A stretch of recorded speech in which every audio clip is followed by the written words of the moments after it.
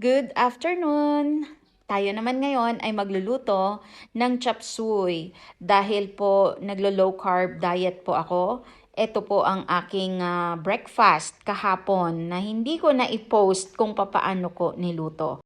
Kaya tara, samahan niyo po ako, umpisahan na po natin. Nagpainit na po ako ng atin pong kawali at magigisa na po tayo. Naglagay lang po ako ng butter.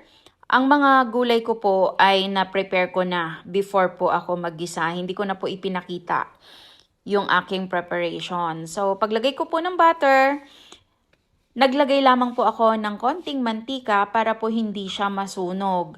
Then, inilagay ko na po yung akin pong bawang, yung sibuyas, and kapag na-translucent na yung sibuyas natin, isusunod ko na yung aking karne ng pork. Isang kutsa lamang po natin ito ng maigi hanggang sa lumabas yung natural oil ng atin pong pork. Pero kapag nasangkot siya na yan, lalagyan ko lamang po ng konting tubig para medyo lumambot kasi mas masarap kapag malambot yung atin pong meat. Lagyan ko lamang po ng tubig, then pakukuliin ko lang siya hanggang sa mag-reduce ang kanyang tubig. So, kapag ganito na ang itsura ng ating mga pork, isusunod ko nang ilalagay yung aking mga Chinese chorizo. Yes, Chinese chorizo po yan. So, masarap. Ito po ay nagpapasarap din po sa atin pong chop suey. Maging sa pansit, masarap din po ang Chinese chorizo. Igigisa lamang po natin yan, and after po na magisa yung atin pong Chinese chorizo, ilalagay ko na rin po yung atin pong hipon. Yung hipon ko po is parboiled na. Ibig sabihin na luto na siya pero half cook lang.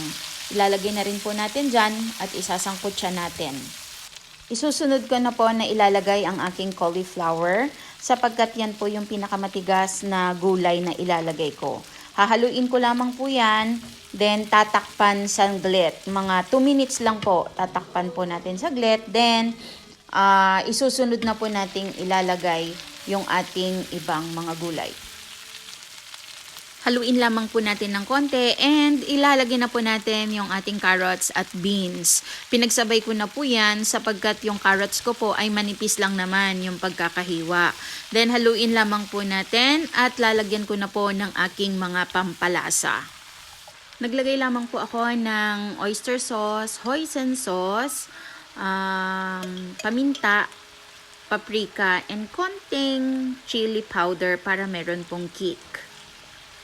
Pagkatapos, haluin lamang po nating maigi yung ating mga gulay. Naglagay din po pala ako dyan ng konting tubig para lamang po maluto yung gulay natin. Then, after po nun, inilagay ko na yung aking repolyo, kasabay po ng chicharo at yung akin pong celery. Sa huli ko nilalagay yung chicharo sapagkat mabilis lang din po yan maluto and mas masarap kapag medyo crunchy pa po yan kainin.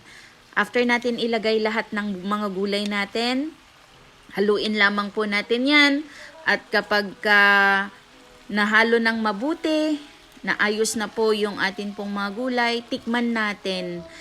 At kapag okay na yung lasa, papatayin na po natin ang atin pong apoy para naman hindi po ma-overcook yung atin pong mga gulay. Ganyan lang po yung akin pong ginawa. Kaya, eto na, luto na. Ano pang hinihintay natin? Tara, kain po tayo. Marami pong salamat sa inyong panonood. Bye!